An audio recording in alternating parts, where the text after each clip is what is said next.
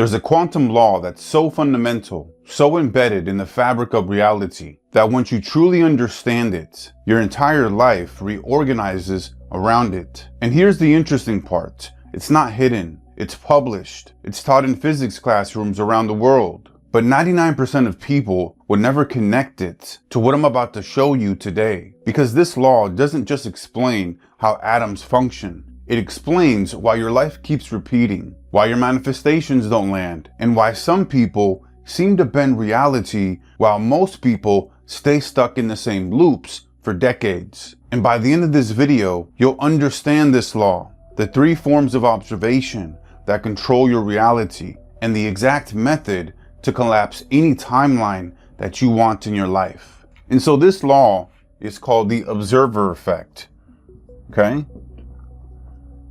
And this is a very powerful law, and it's one of the most studied phenomena in quantum physics. And a lot of people don't really understand it, but here's what it says in plain language. That what you observe, okay, what you observe becomes real, okay? And then what you stop observing dissolves, okay? So what you observe becomes real, and what you stop observing dissolves. Very important distinction there. So it's the ability for us to make things happen through observation, and then when you no longer have your intention, your visibility, your view, right, your perspective on something, it essentially dissolves, right? So it needs an observer in terms of reality for it to function, for things to happen. Because here's the thing, in quantum mechanics, particles don't exist in a fixed state before they're observed. Before observation, they exist in probabilities, waves of potential, infinite options, all happening simultaneously. And the moment an observer looks, focuses, or engages with one of these possibilities, it collapses from potential into form, into reality. And this is not a theory. This is not some kind of spiritual woo thing. This is actually pure science. And this has been tested and demonstrated in different laboratories all over the world for hundreds of years. Think about the double slit experiment, Bell's theorem, quantum decoherence. So this has already been proven. But here's the thing that nobody in physics classrooms, no professors are going to tell you. You are an observer. Every thought, every emotion, every belief about who you are is an act of observation. And your observation is collapsing potential into form every single day. You're not just stumbling into reality. You collapse it by what you observe to be true. So observation goes to collapse, okay? That's the next one here. So you observe it, it collapses in terms of the probability into form, and then what happens after the collapse, right? What happens next? Well, from here, this is the creation. This is where it actually starts to manifest itself in the external world in terms of you collapsing something into form, into matter, right? Probability, potential. So this is essentially your experienced reality, your relationships, your bank account, your health, your daily life, all of it. And it's collapsed from infinite potential by the way that you observe. And here's the thing. You don't attract reality. You collapse it into form, okay? So you don't attract reality, right? Because what you're using to attract your reality is your frequency, your positive mental state, right? In terms of who you are that is being reflected out and coming back to you. But this is where you are observing something based off of your views, your beliefs, your emotions, right? Your environment. And then you are collapsing that into an actual physical form, right? Because those are just the filters, right? The filters are who you are as an identity figure in terms of how you see yourself in this world. and then your emotions, and then your behaviors, your environment, right? All of those are just filters that are then you are engaging with in the real world, which then is collapsing your reality into actual form, right? So you are observing situations, experiences, okay, through the lens and the filters of your identity, your emotions, right? Your narratives, your beliefs, all of that. And then it's collapsing the probabilities, the potential in your life to happen based off of these filters. And then your reality is created by the observation that you are doing to all of those different things, right? To all of those different experiences that you're having that are getting you a certain reality. And this is why this law controls your life. So let's put a barrier here, okay? Let's put two sides. This is the infinite possibilities, okay? Infinite possibilities. And then on the other side, we have your reality, okay? So we have infinite possibilities and then we have your reality. Now, the infinite possibilities goes into your reality based off of here in the middle, there's the observation, okay? So infinite possibilities is essentially creating your reality based off of how you are observing them, okay? So the main component here is that the observation is what creates everything here, because your infinite possibilities are just literally out there in the ether. They're just infinite, right? It's just like there's no limit to them, okay? To anything that can happen, right? And so your reality is collapsed, right? Based off of your observation. And the biggest component here is your identity, because your identity determines what you observe, and what you observe determines what you collapse into your life. Think about it this way. Imagine reality like a large radio frequency spectrum with every station playing simultaneously. Every possible outcome is broadcasting for you right now. Wealth, scarcity, love, isolation, purpose, confusion, all of it playing at once. Your identity is the tuner. It selects what frequency that you tune into, which station you hear, and which reality you experience. And you can't tune into a frequency that your identity doesn't recognize. A scarcity identity cannot collapse an abundance reality, and a not enough identity cannot collapse a loving relationship. The tuner has to match the signal. That's why two different people can live in the same exact city, same economy, same opportunities, and experience completely different realities, because their identities are tuned to different stations, and their observation, shaped by that identity, collapses different timelines into form. And so this is the chain here. We have at the very top, we have identity, okay? The identity is the main factor here, right? This is the chain, and this is how it always happens. Your identity is then used to observe reality, okay? Probability, potential, then it's collapsed, and then this is created in terms of the outcome of your current experience, of your current reality. Now, here's where things get practical, because observation isn't just one thing. There are three forms, and most people only know about the first one. So let's walk through the three forms of observation. So let's go ahead and erase the board here, okay?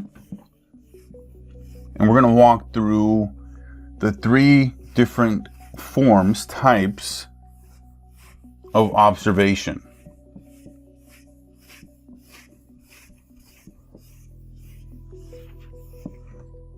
Okay, so three forms of observation. Number one, this is the mental observation. Okay, this is the thought. Okay, and then number two, this is the emotional observation. Okay, and this is the feelings. Anytime you have a feeling, okay, whether it's good or bad, or whatever you have decided to attach in terms of a meaning to your feeling, okay? You are continually observing that, and you are acting or reacting in a certain way, or you're not taking any action. And then number 3, this is your identity observation, which is the deepest here, okay? This is your self-concept, what you think about yourself, how you see yourself, okay? Do you see yourself as limited, as capable, as competent, or do you see yourself as not somebody who can make things happen, who is just an average, let's say, chill guy, right? Is that how you see yourself? Well, that's going to manifest itself in the reality because of what you are observing. And let me break down each one of these individually, because each one of them collapses reality a little bit different.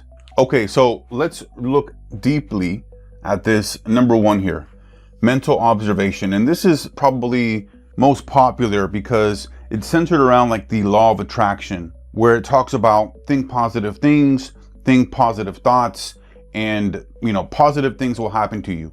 Yes, that's one part of it, but it's not the complete picture. So your attention activates the potential, and then where your mental focus goes, your observation collapses. This is how the quantum field works at a very basic level. But here's the problem, and let me give you a scenario.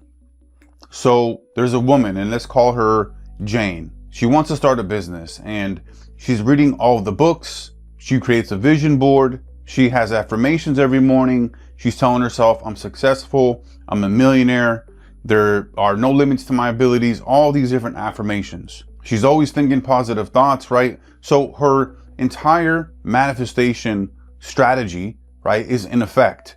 She's thinking the positive thoughts, she's reading the books, she's, doing different affirmations that are convincing and telling herself that she's a successful entrepreneur. But every time that she actually sits down to write and to build, in terms of building her website, doing her product research, setting up her website, picking her domain name, picking up her business name, like all of these different things that need to get done in terms of setting up a new store or starting a new business, right? You have to do a lot of groundwork in the very beginning. And so every time that she's sitting down to do this, she's freezing up.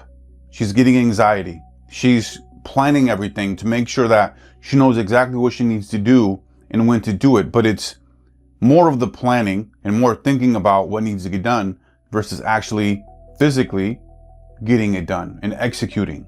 And there's a voice in her gut that says, who are you to charge people thousands of dollars or even hundreds of dollars for a product or a service?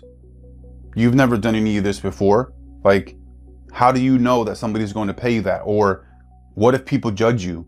What if people think that you're not experienced enough or that you don't know enough, right? All of these limiting beliefs and these voices that are there that are not allowing her to take action. And so when we think about this, it's one of those where her thoughts, right, are thinking abundance, and she's doing all of the kind of mental things that she needs to do. And really, when we think about this, this is really the feminine aspect of manifestation.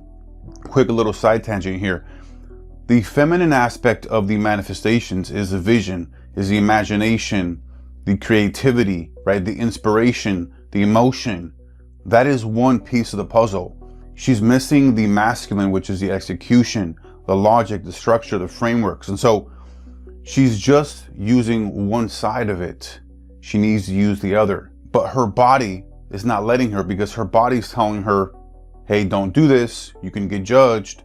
Who are you to, charge people these, absurd amounts of money of hundreds or even thousands of dollars, right, for your services when you haven't done this and you don't know enough, right? So a lot of limiting beliefs there. And here's the thing.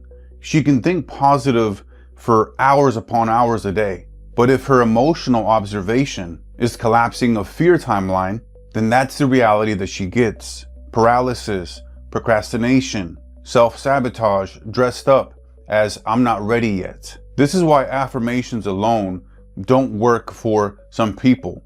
You have to remember, it's just one part of the equation. It's one side of it. You need the execution. You need to be able to actually get the structure, the logic, get the masculine side of the manifestation, right? You need to have both of those. And with the mental observation, this is just the surface layer. It's necessary, but it's not sufficient because there's a deeper observer that's running underneath. So thoughts activate potential, okay? So they're really important, okay? Because they're activating your potential, but they don't collapse it into form alone, okay? They are important in terms of thinking positive things, right? This is to help with your frequency and what you're looking to attract and collapse into reality. But if you have underlining issues and operating systems that are running that are not conducive of your desired reality, then you're going to do all these things on the feminine side in terms of the vision boards, the imagination, the affirmations, right? Vision board, all these different things, but it's not going to allow you to execute on the masculine because you have underlining programs that are running that are blocking your collapse of your desired reality. Okay, so let's go number 2 here. Let's go with the emotional observation. Now, this is also extremely important. And here's the thing.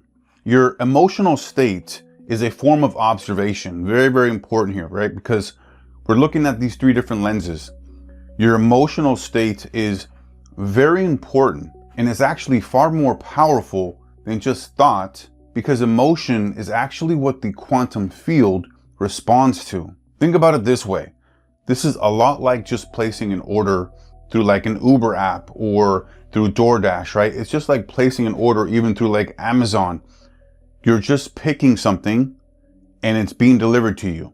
And then you're paying for it with your emotion. Instead of paying for it with dollars, you're using your emotions to pay for it, okay? As a form of currency. And you can order things all day, but if you never pay with your emotions, then you're never going to get anything in your actual reality in terms of getting exactly what you want. And your emotional baseline, right? This is where I always talk about having a mental positive attitude all the time, no matter what happens, not getting too high, not getting too low, because this baseline is what's the most important here in terms of what you're actually attracting, what you're collapsing, and what you're observing. And so this emotional baseline, which is where you're normally at throughout the day and where you're at most of the time, this frequency here, this baseline, is constantly selecting which frequency of reality that you're collapsing. And when you have a fear baseline, okay, where you're just rooted in fearing everything that's happening in your life, you don't want to get outside of your box,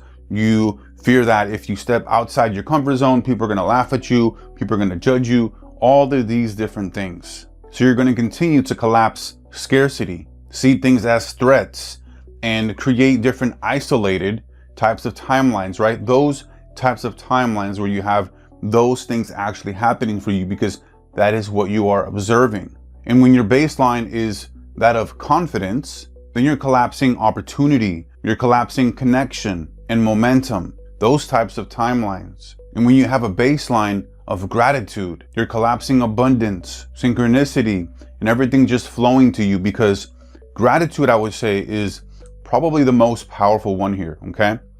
Where, you know, obviously you want to have this like a hierarchy, and you want to look at if one of these were the most important and had the most pull, okay, which one would it be? And from my experience and for what I've researched, gratitude. Gratitude is the baseline to be at, because you're happy for everything that you have, you're grateful for everything that you have, and that you're grateful for all the things that you don't yet have here physically that are already yours in your mind, right? Because that's the beautiful thing. When you're looking to collapse timelines and collapse reality, a lot of times it's in your mind, it's in your head, and you only see it.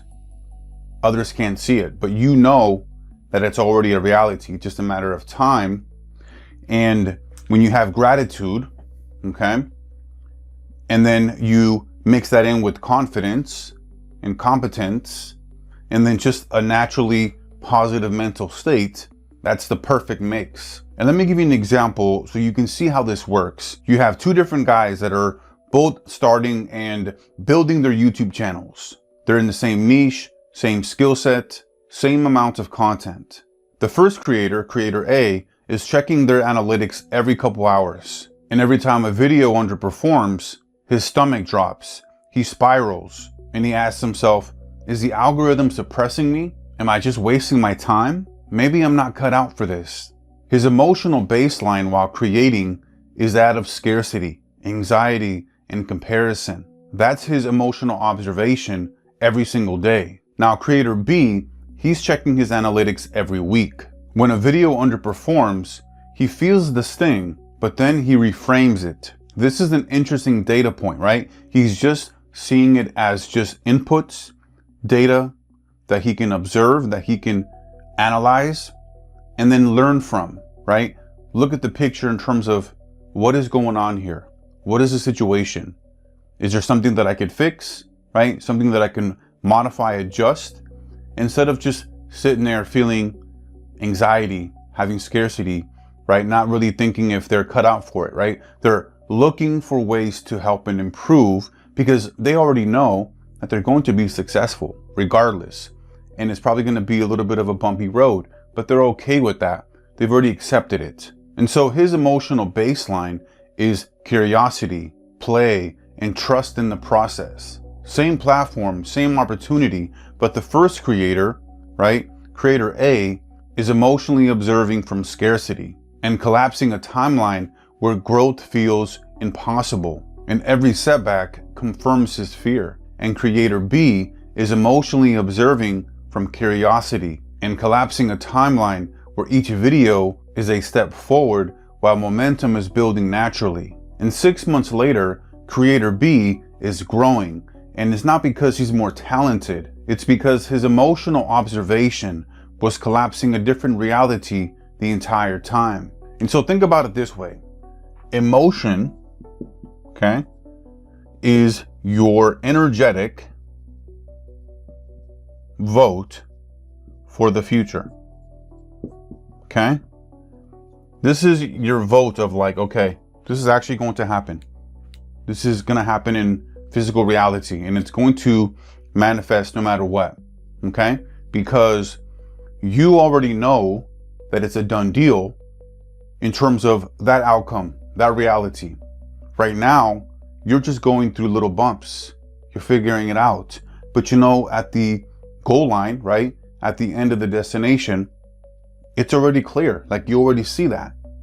And then now you just have a little bit of roadblocks to go through and overcome, and that you're going to meet at your final destination the reality that you want. And so your emotions are not reacting to reality. What they actually are instructions to reality. They're telling the quantum field which probability to collapse next. And if your emotional baseline is fear, the field collapses fear-based timelines. And if your emotional baseline is certainty, it collapses the certain confirming timelines. You are voting for your future with every feeling that you sustain. Okay, so let's go over the last one. This is the identity observation. This is the deepest one.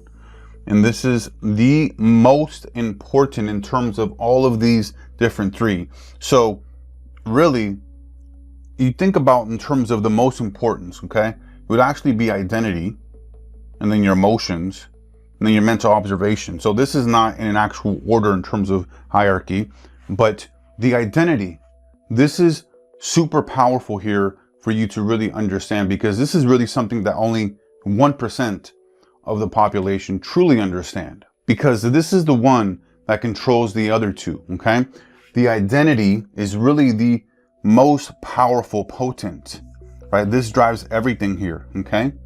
This dictates in terms of your self-concept, who you believe to be in this experience of reality, right? It's essentially the master filter, okay? We can even draw a little filter right here, okay? Little box, and just put little things here, like let's say like a little car filter, okay? That you got to change your filter out and it collects dust, right? But this is the master filter that everything is going through, okay? And that goes through in terms of building upon everything else, because this determines your thoughts, this determines your emotions, and it runs the entire show from underneath. And so let's draw this out in like a hierarchy through like a actual pyramid, okay? So we have the very top here, identity. Then we have the middle portion here. This is going to be your emotion, okay? Then down here, we have your thoughts, okay? So your identity controls everything below. So your emotions are shaped by your identity, okay? And then your identity gives your emotions in terms of how to feel about certain things and certain experiences. And then this goes into your thoughts, okay? You have different emotions. And let's say you're feeling bad, you're feeling sad, you're feeling negative, okay? Well, then you're going to have negative thoughts. You're going to have negative thoughts about your experience, your reality, a circumstance, right? Whatever it may be. And so let's say something happens to you. Let's say that you get into a fender bender, okay? Somebody hits you from the side, or somebody rear ends you, okay? If you're an identity in terms of somebody who believes that, you know what, it is what it is, you know, it happened, what can I do, you know, what can I control, right? Is naturally somebody with gratitude, confidence. He's going to go through this experience and say something like, dang, that sucks. It's really unfortunate. And then he thinks about, okay, well, what can I do? Okay. What can actually I do to change the circumstance, the event? Well, I can't do anything. I have to just accept it that I got rear-ended. Okay. And then his emotional baseline is going to be very calm, very still, right? It's not going to be up or down. He may have a small little spike whenever the, you know, situation happened, but then he's going to get back to the baseline of like, you know, at least I'm alive. At least I'm here. Okay. The cars can get replaced. Yeah, it's going to cost me a little bit of money to, you know, fix my car or whatever, but it's, you know, nothing significant. It's not a big deal. I'm still alive. I'm still here. Okay. So he's going to feel an emotional baseline of just like, it is what it is. Okay. Very calm. And then his thoughts are going to be, as we've gone through this example, his thoughts are just going to be, hey, it is what it is. Okay. At least I'm alive. Right. So this is the main hierarchy. It all starts with the identity. Okay. Most important here. And then it's ran through the emotions and then the thoughts. And let me give you another example of this. So let's say there's this guy, his name is Mark. Okay. And Mark grew up in a household where money was always tight. His parents always fought about bills, about this bill needing to get paid, or about this bill that is late 30 days, right? All of these different discussions that he saw his family, his parents go through. And his father always told him, hey, people like us don't make a lot of money. People like us are not business owners. We're not entrepreneurs. That's not for people like us. And so all growing up, he experienced this. And then now by age 12, his identity is locked in and set that he is a person that struggles with money. And so let's fast forward to now. So Mark, he's 35 years old. He reads money books. He reads books on business, entrepreneurship. He's tried affirmations. He's created vision boards. He's thinking positive thoughts, right? So all of that is being done right now. But every time that he wants to actually take action and actually do something completely different in terms of earning more money or starting a new business or starting a business, he unconsciously self-sabotages himself without even knowing it. He overspends. He doesn't think things through all the way. He just hopes and wishes and thinks that it's going to work out. While that is important, but you need to have logic, you need to have structure, you need to have frameworks. And so he's unconsciously just sabotaging himself and not able to get exactly what he wants to be done. And the reason for this is because of his identity. Remember, he, at age 12, set the identity unknowingly that he is somebody who struggles with money. And it is the deepest form of observation that he has, because remember, identity is the most important and the most powerful. And so no matter what his thoughts say or how he feels in terms of, maybe feeling all fired up about doing something, starting a business, but if his identity isn't in the right place, then he's not going to be able to get ahead. He'll see the obstacles, but he won't see the opportunities. He'll play the victim mentality. He'll blame others. He'll think that it's the economy, or that people don't like his products, or that maybe his pricing is too high, and just kind of over-analyzing and overthinking and just ultimately self-sabotaging himself. Now, just think about it and imagine if Mark were to change his identity, not change his goals, not change his affirmations, but just the identity shift itself, where he begins to observe himself as someone who creates wealth naturally, someone who money flows through. And that one shift in his mental observation, he starts to notice opportunities that previously he was unaware of and he was blind to. It then changes his emotional observation. He starts to feel calm and confident around money. And it changes the timeline that he collapses because the tuner has been changed. And so your identity is the ultimate observer, where you're not manifesting from desire. You're manifesting from who you observe yourself to be. That's the quantum law that 99% of people don't fully understand. Not because it's hidden, but because it requires you to change the deepest part of yourself, not just your thoughts. Okay, so now you understand the law. You understand the three forms of observation. The question now is, how do you use this? How do you deliberately collapse the timeline that you want? Now I'm going to show you exactly how to do this. I call this the quantum collapse method. So let me go ahead and erase the board here, and we'll walk through the quantum collapse method, okay?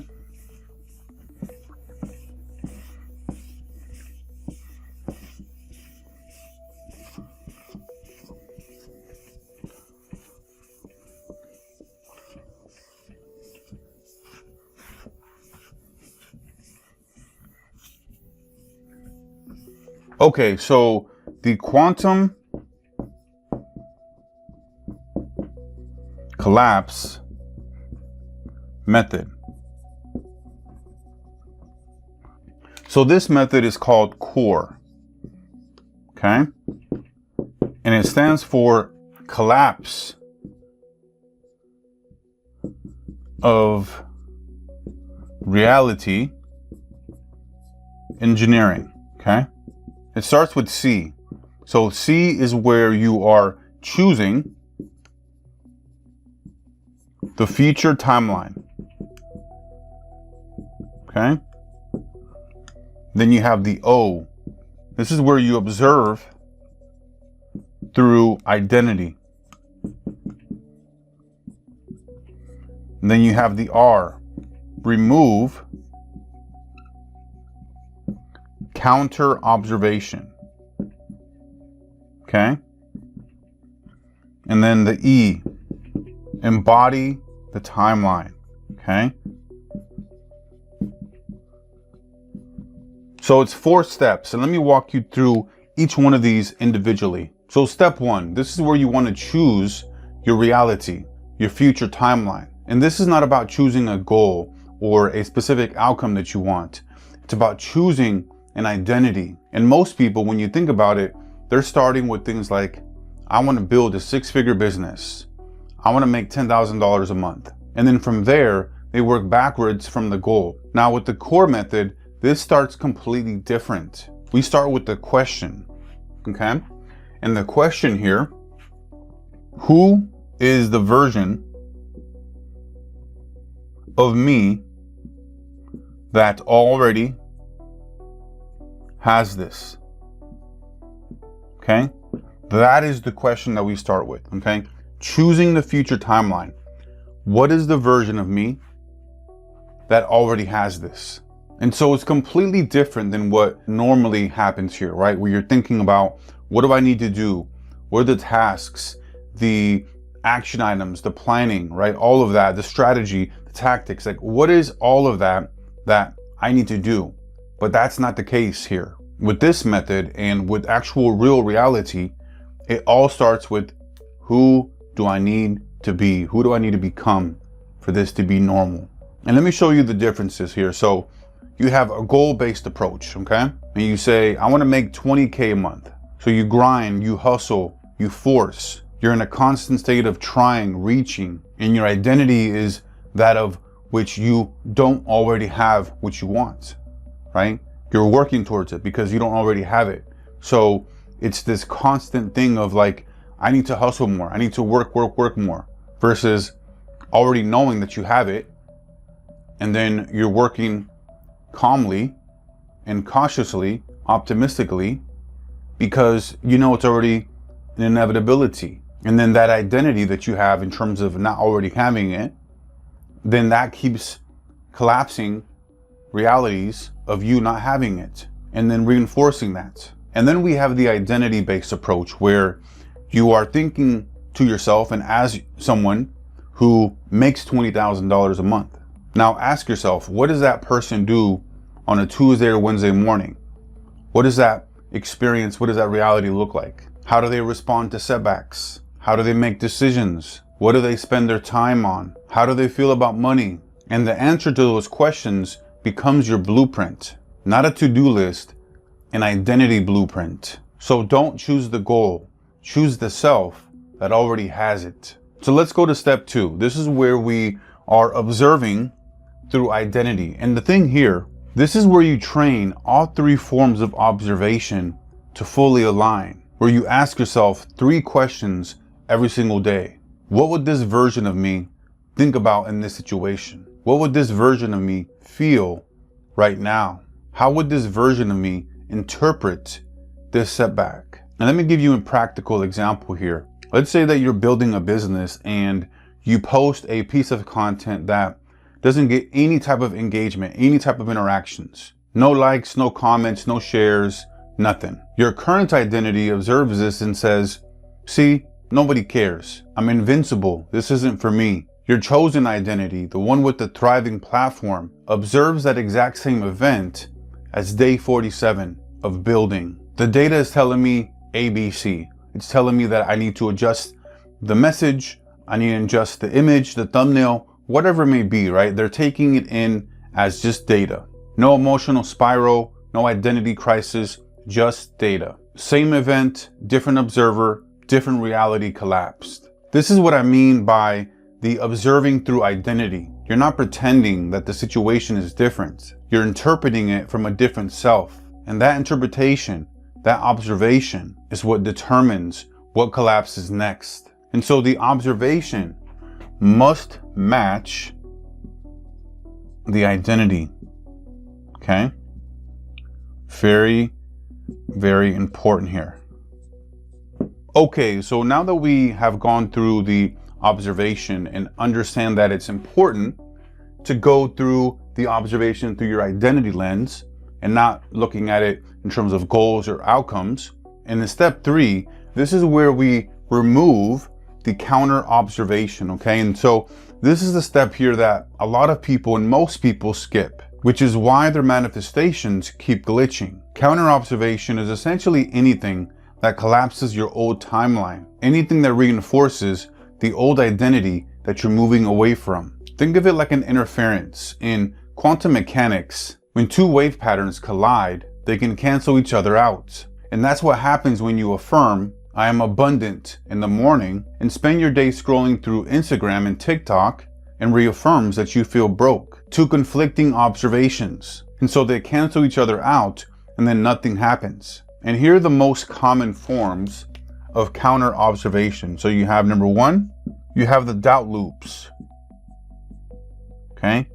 What if this doesn't work? What if it doesn't happen the way that I envision it?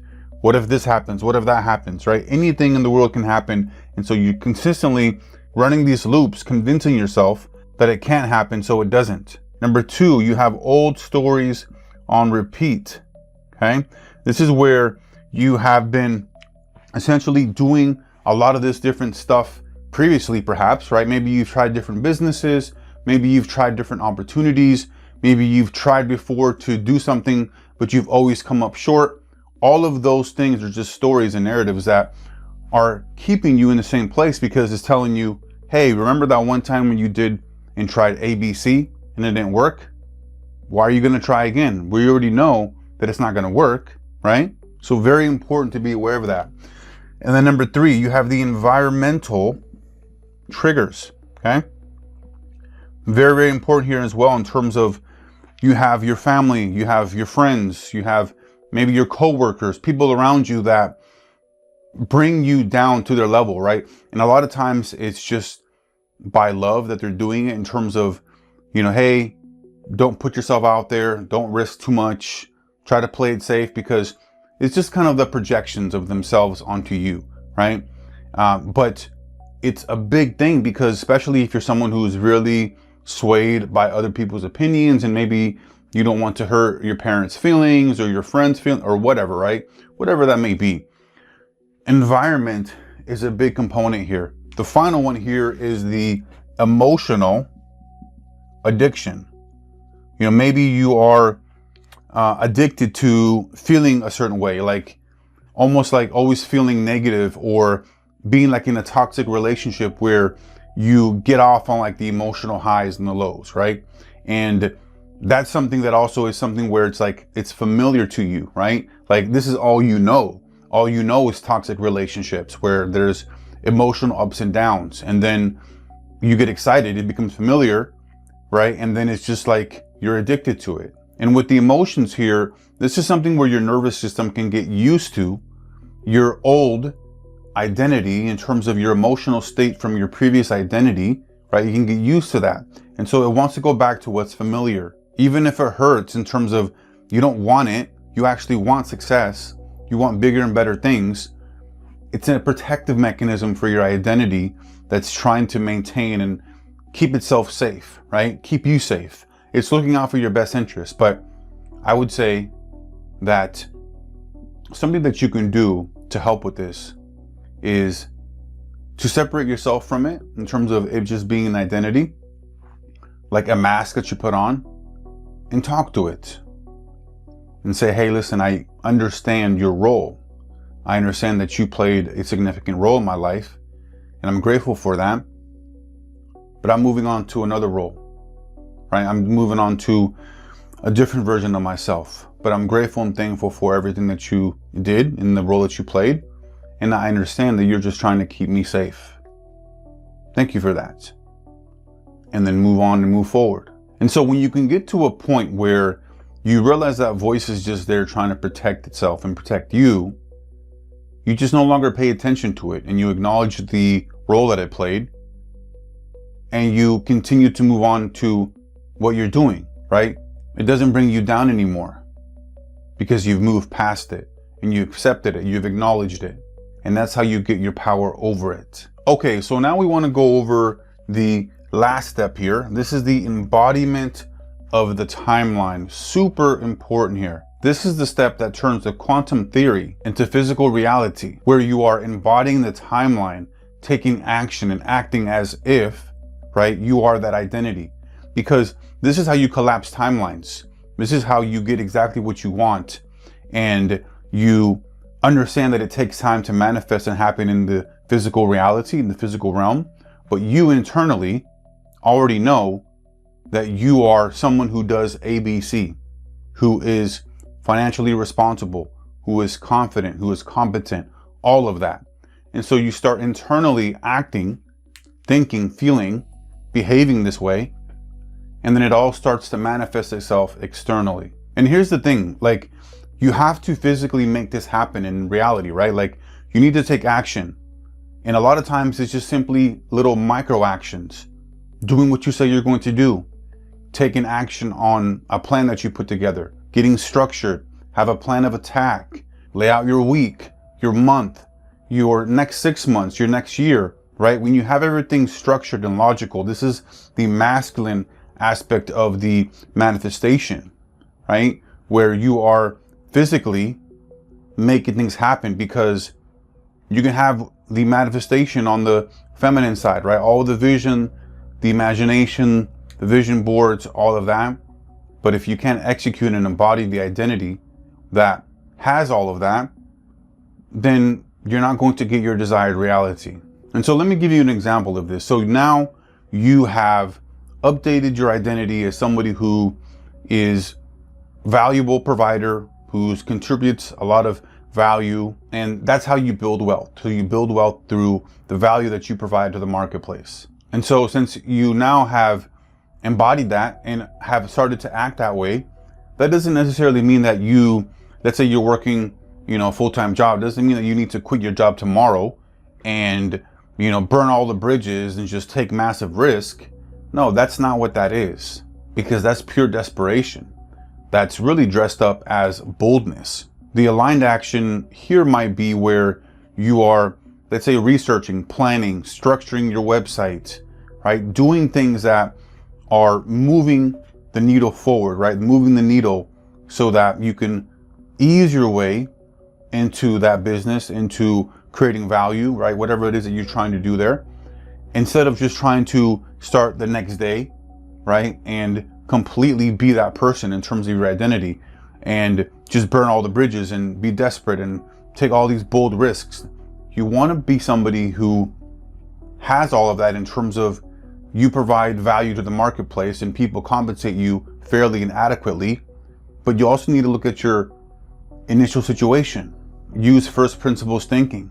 Like, what is my current situation here? Okay, I have stepped into this new identity, but also I understand my current situation is that I'm working a 9 to 5. And then you look at second order thinking. Okay, and then what? I want to start a business, right? In terms of I'm going to be providing value to the marketplace. What does that look like? Okay, here's the plan. I'm going to do A, B, and C, right? Because I've already stepped into the new identity, but now I need to execute and I need to plan. I need to strategize. Okay.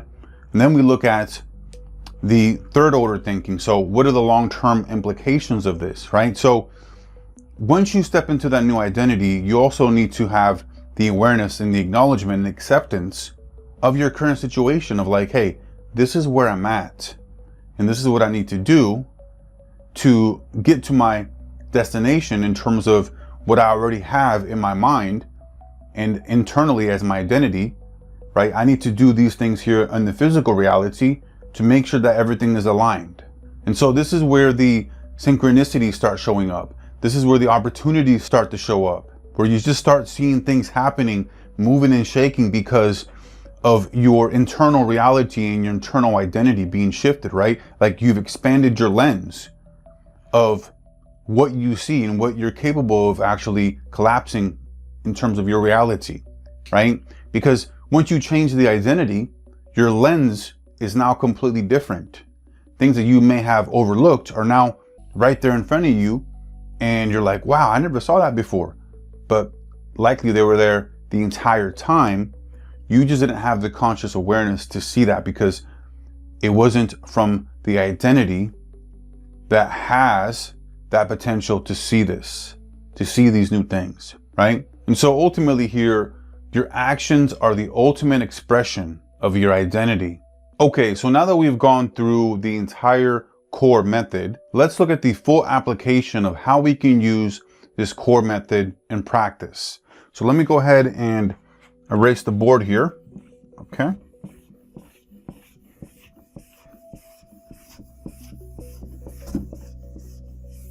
Okay, so let's look at putting core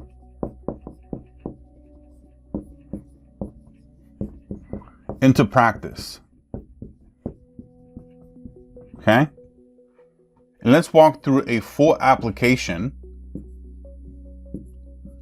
for core for relationships. Okay. Oops. Relationships.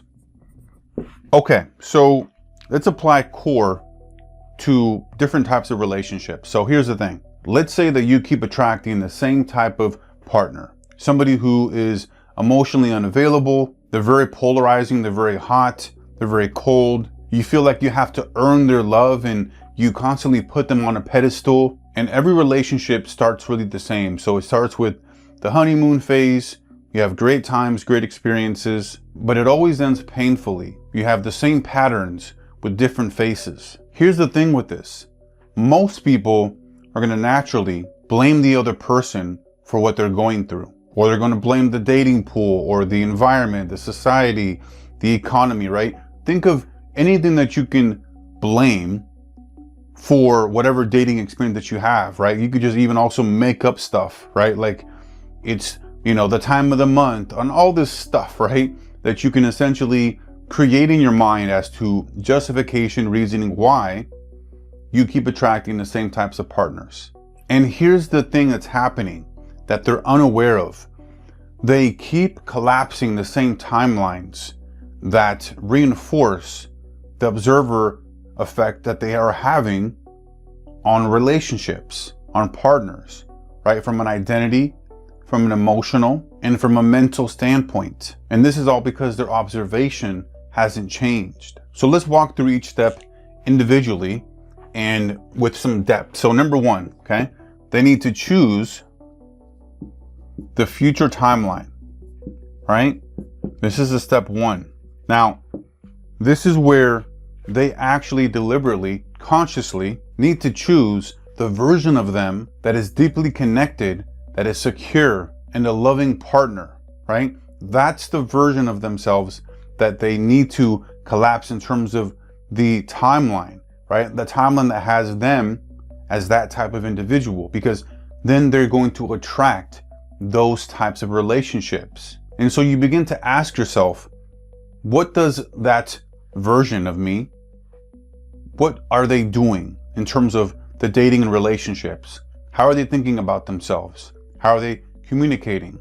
How are they coming across? How are they showing up? What are the things they're putting up with? What are the things that they're not putting up with? And what are like the deal breakers, right? All of these different things that are important to that future version of yourself that has all these great loving relationships and partnerships. And so this is where you really need to get specific here.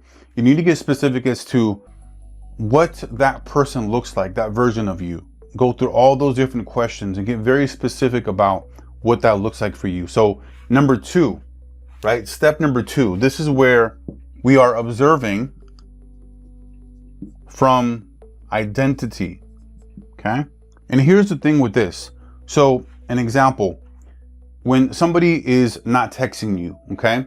And you're trying to court them and for whatever reason they ghost you or whatever it may be, your old identity is telling yourself that, man, they're not interested in me anymore. Or what could they be doing that they're not texting me back? Like, do they even like me? So all of these different things that are going on in your mind, all these different thoughts, because that is what your old identity is thinking, is feeling. And so now you start thinking about, well, I need to do something to win back their interest. I need to keep texting. And then you start thinking that you're not enough and that nobody ever really cares about you, and all these different negative thoughts that are coming into your mind, right?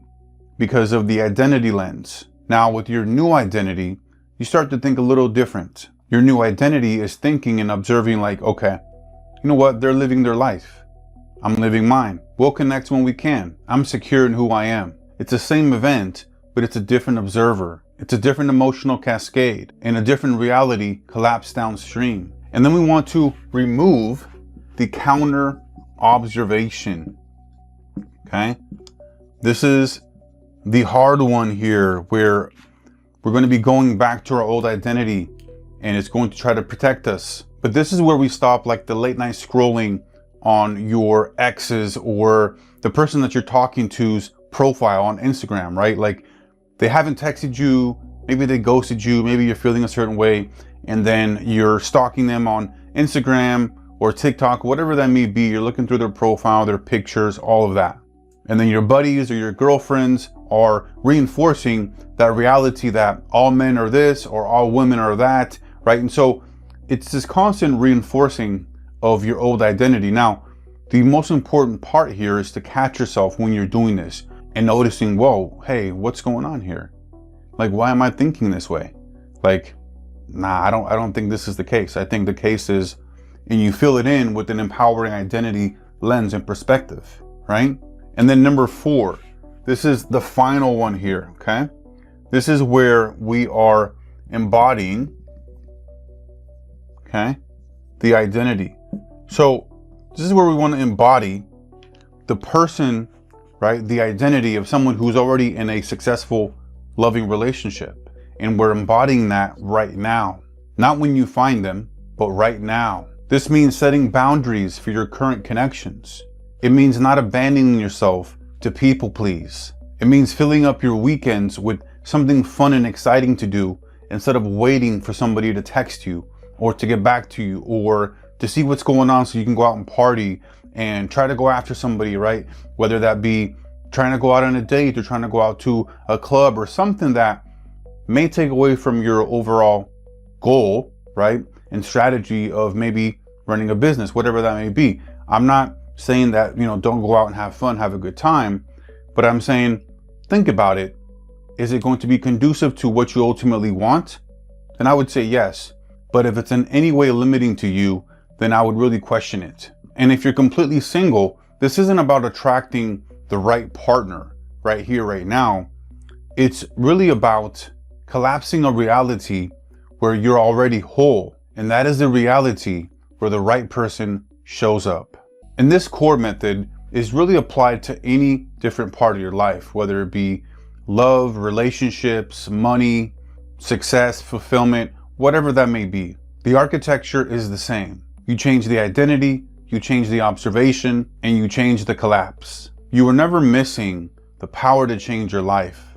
You were missing the understanding of what actually collapses your reality into form. The 1% don't manifest harder. They don't hustle more. They don't wish more intensely. They observe differently. They hold an identity that's so clearly defined and outlined with so much emotional certainty that the quantum field has no choice but to collapse around it. This is the quantum law. Observation collapses potential into reality. Identity determines the observation. Change the identity and change everything that collapses downstream. Now that you understand it, the question isn't whether it works. The question is, what are you going to collapse next?